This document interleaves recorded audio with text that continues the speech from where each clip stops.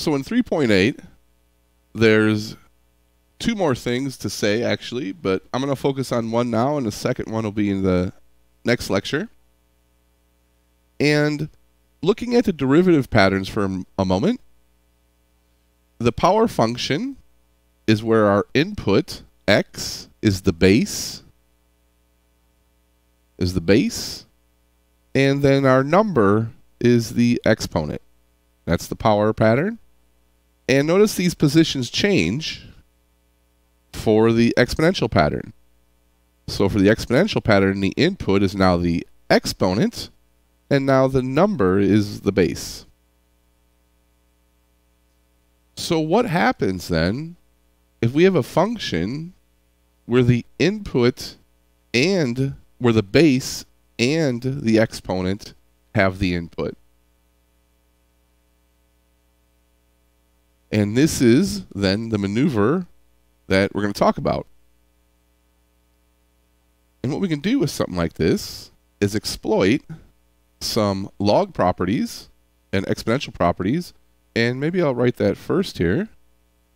So one of the properties is if you have e raised to the natural log of x, that equals x. And we're going to use that.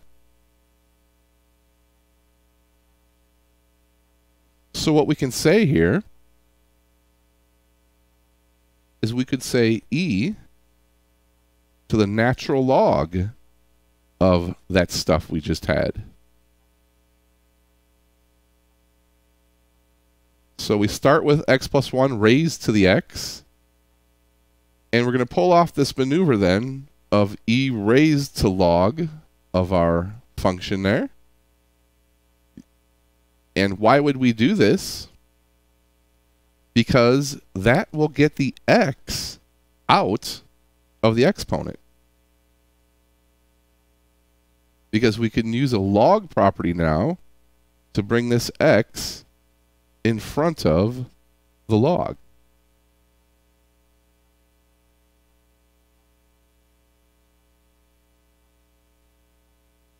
And so this is our clever little manipulation here on the function. And now we can take the derivative. And notice, we now have a base that's just a number, and our x is all in the exponent, which is now the exponential pattern.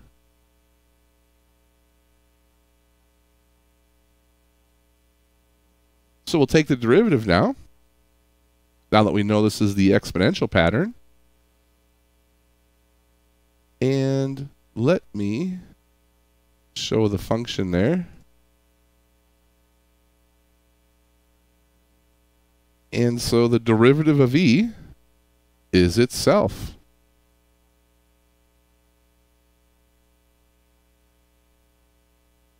That's just the straight up derivative pattern there. Derivative of e is itself. And then the chain rule says, okay, you did the normal straight up derivative. Now you have to multiply by the derivative of the argument. And that's where our product rule is then. So let me just take this part here, where our product rule is, because we have a power function times a log function. Let's just look at this piece for a moment. And so we're identifying this then as a product of f times g.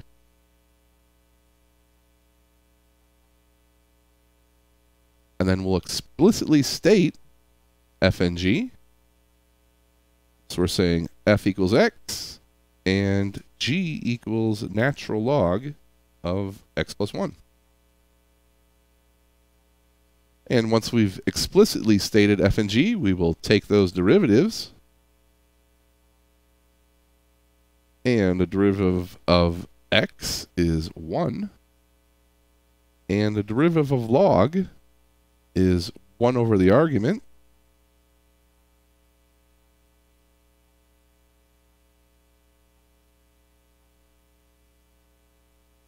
And then a chain rule says multiply by the derivative of the argument. Well, in this case, this derivative is 1, so the chain rule will just multiply by a 1 there. And those are our pieces. And we'll put that into the product rule then. So here's our product rule on the right. So we have f times g prime.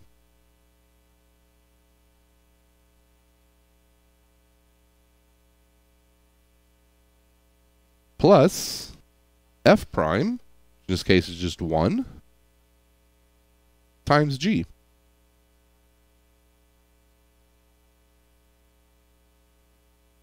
And I'm just going to move this x up here, clean it up a little bit. So then there's our derivative. So let's go back to where we were in the problem right here. So we just figured out this derivative here. And we'll just paste that right in. Now, do have to be careful here with pasting because there are two terms, which means anything multiplied by that will be distributed.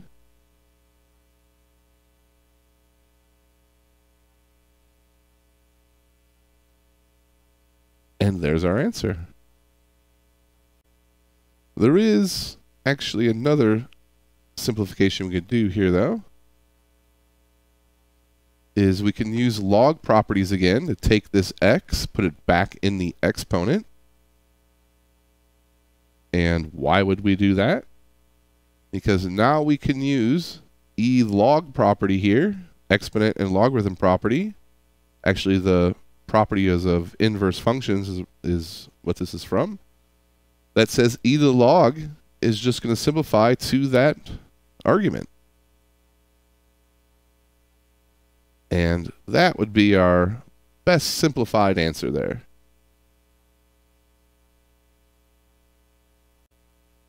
So we'll do another one, but I just want to state again what you're supposed to be learning from this is that you know there's the power function, which has x as the base. You know there's exponential functions, which has x as the exponent. So the question then arises, well, what happens if x is in the base and the exponent?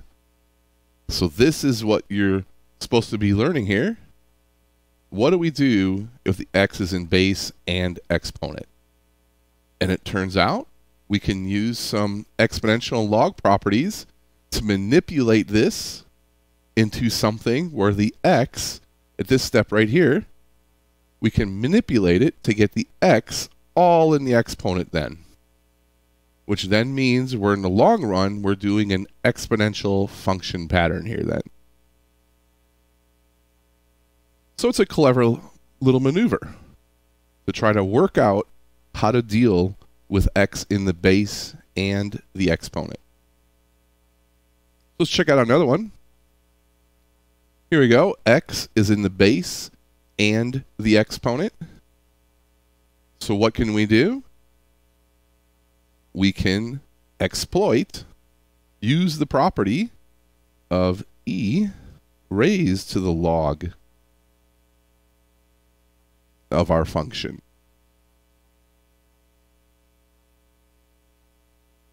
And then we can use the properties of log to bring this exponent in front of the log.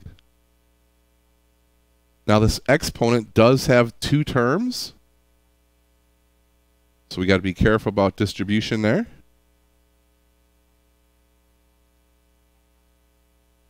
And so that's our clever little maneuver. Because now the x is all in the exponent. And so we can straight up use the exponential pattern now for the derivative. And that's what we'll do. Take a look at the derivative. Something nice about e is the derivative is always itself. So there it is. Don't have to do anything. But the chain rule says you do have to multiply that by the derivative of the argument. And I was afraid of that. Put it on the exponent there.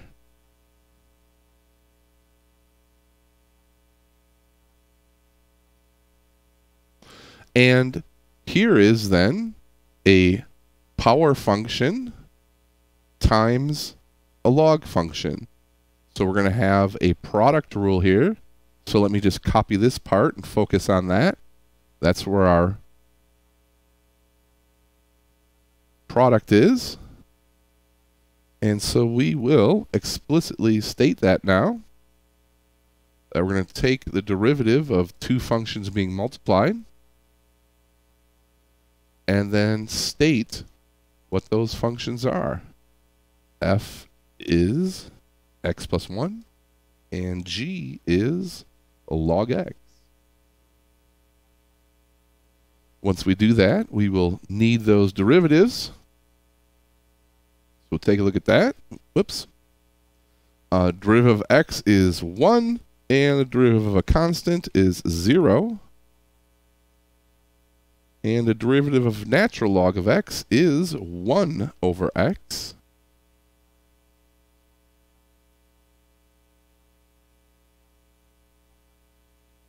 And now we have our pieces to fill in the product rule.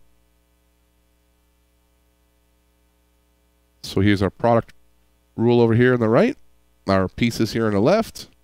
So this is f times g prime plus f prime, which is 1, times g.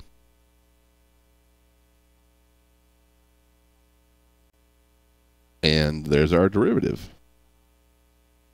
I do just want to be a little bit nitpicky here and clean that up a little bit. Just stick that right there.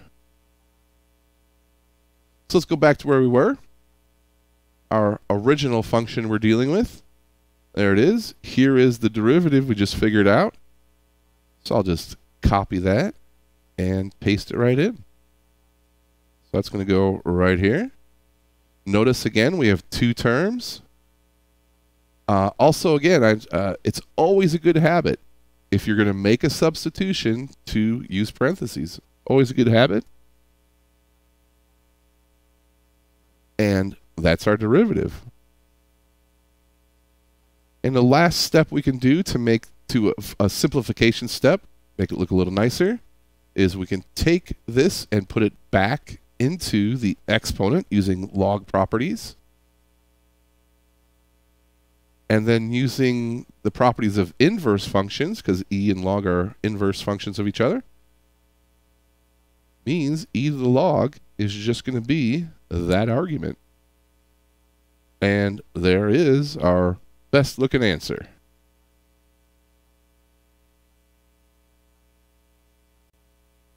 So let's check out another one. This one's got a log already in it, so that could look confusing. And what are we going to do? Well, we're going to do our clever little maneuver here of inserting an e raised to the log of what we have. And then we will use a log property to bring this exponent in front of the log.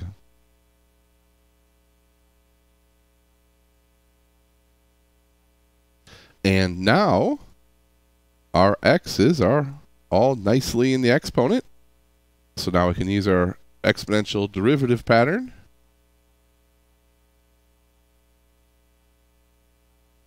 And the derivative of e is always itself. So there's itself. And the chain rule says multiply then by the derivative of the argument. And there is that. Here's our product rule right there. So let's actually focus on the product rule part.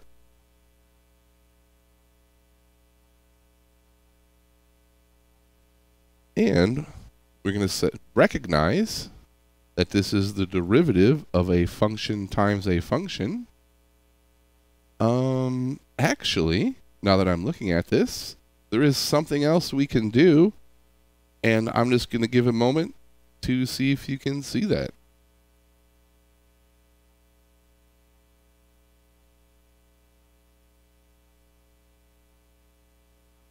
So nothing wrong with using the product rule here. Perfectly fine. It'll get us to the answer. But the chain rule, I find personally, to always be quicker.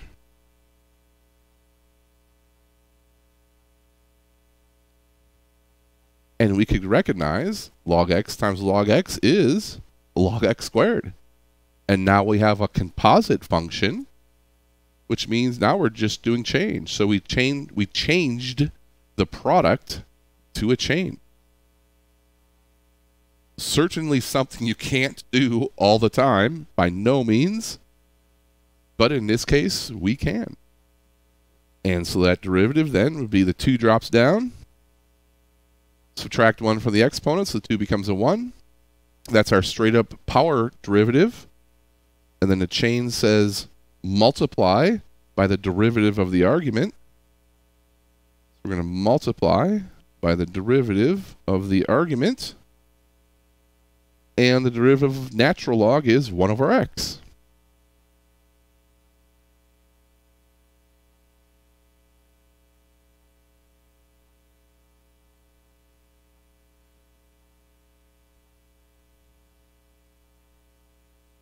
And there's our derivative.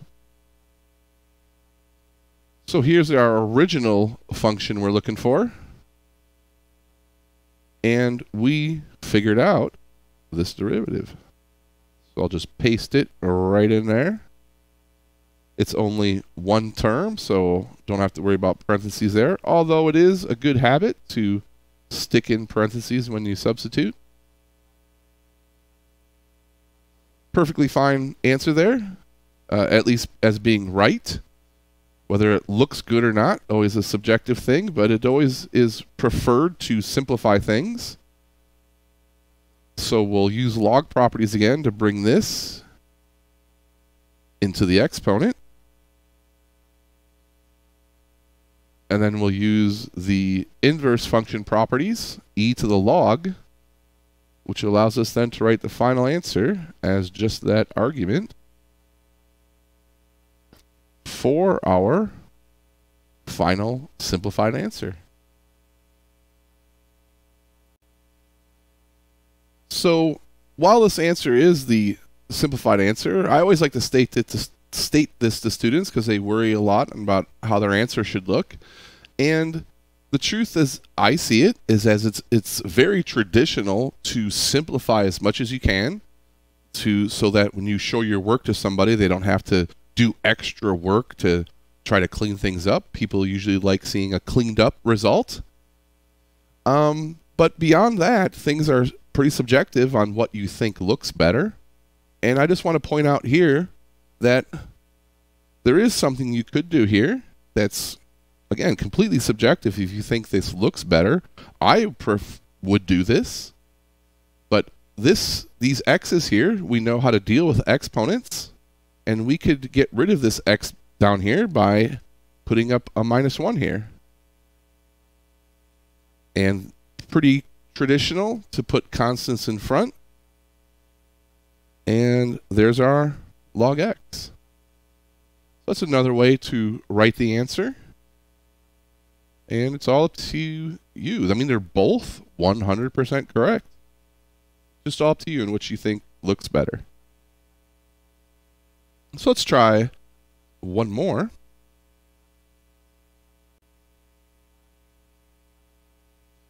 And here we got an x to the square root of x.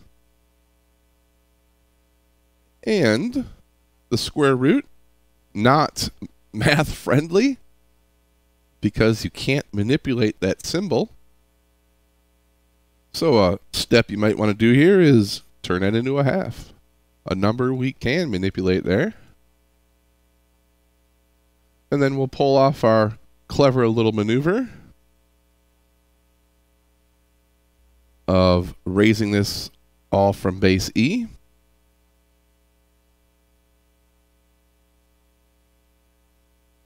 And then we will use a log property to bring this exponent in front of the log.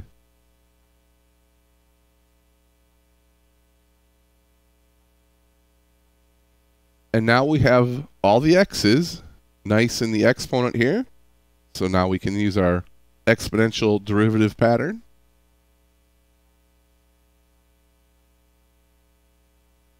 And let's check out that derivative.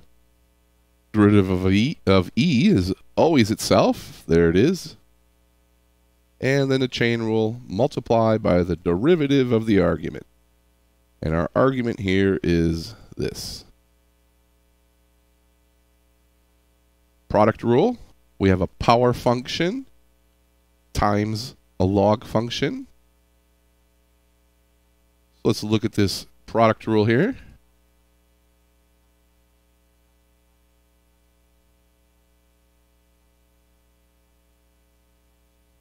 Recognize this as a function times a function. Explicitly define f and g.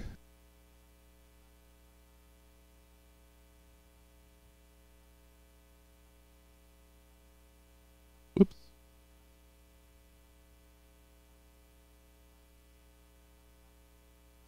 And once we've explicitly stated that, we'll take those derivatives to plug them into the product.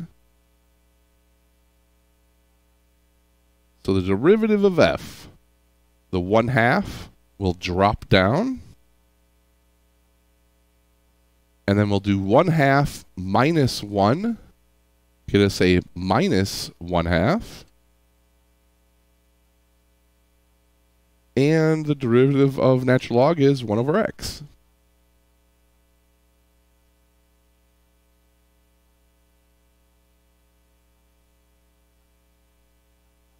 So there's our pieces.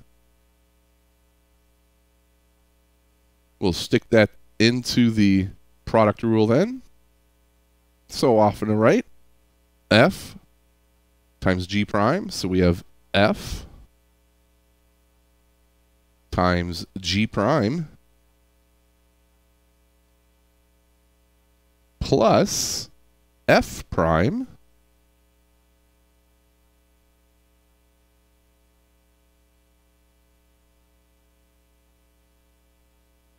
times g.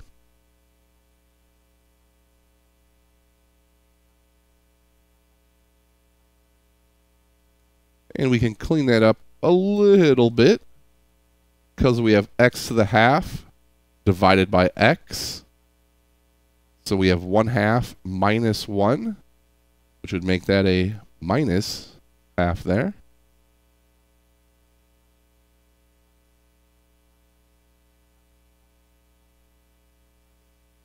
And that's our derivative that we're plugging in then. So here's our original derivative we're looking for. We just figured out this product here. So I'll just copy that and paste it right in there. That's what we just figured out. There are multiple terms here. Going to need a parentheses to make sure the e distributes correctly.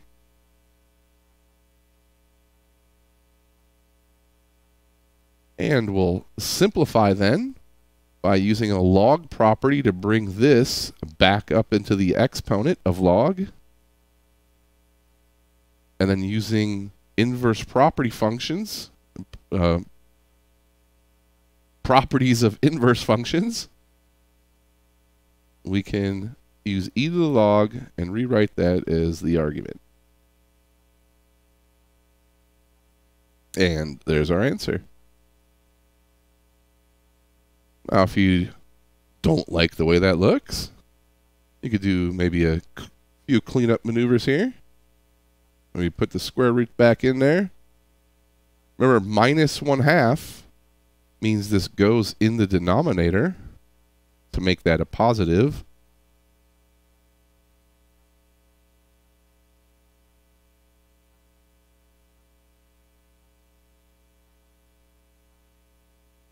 And same with this over here.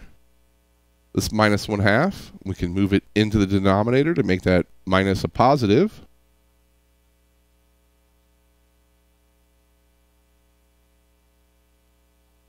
And we could move this up into the numerator spot there.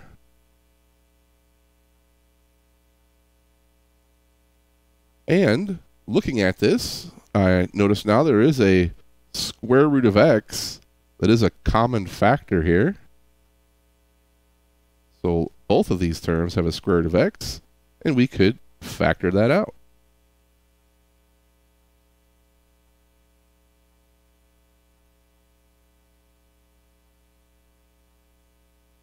And I gotta say that I think that looks a little bit nicer than this one. Either way, both 100% correct mathematically. And so there are some examples of this maneuver. Again, this is the maneuver that you can do when you have your input as the base and the exponent. You can pull off this maneuver then, and then get all the x's into the exponent, and then that means we can use then the derivative pattern for exponents to do these types of problems. And there is another way to do these that we will talk about in the next lecture.